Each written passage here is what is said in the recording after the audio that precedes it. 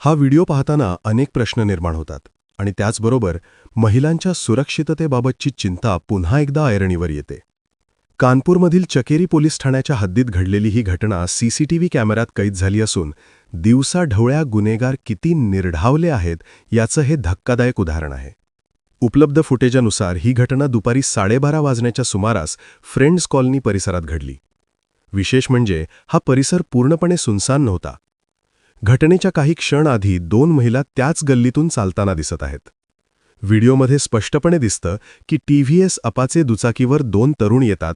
त्यांनी जाणीवपूर्वक दुचाकी अचानक वळवली, ज्यामुळे मागून येणाऱ्या स्कूटीस्वार महिलेला जोरात ब्रेक मारावा लागतो.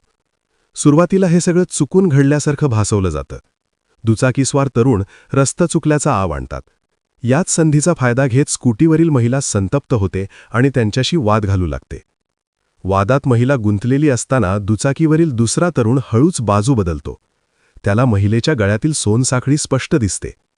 महिलेच्या लक्षातही येत नाही आणि क्षणातच तो तिच्या गळ्यात हात घालून साखळी ओढण्याचा प्रयत्न करतो. पहिल्या प्रयत्नात दुपट्टा हातात येतो, पण दुसऱ्या प्रयत्नात तो साखळी तोडण्यात यशस्वी होतो. महिला स्कूटी सोडून त्यांच्यामागे धावण्याचा प्रयत्न करते, पण तोपर्यंत आरोपी पळून जातात. ही संपूर्ण घटना जवळच्या सीसीटीव्ही कॅमेऱ्यात कैद झाली असून सोशल मीडियावर हा व्हिडिओ मोठ्या प्रमाणावर व्हायरल झाला आहे.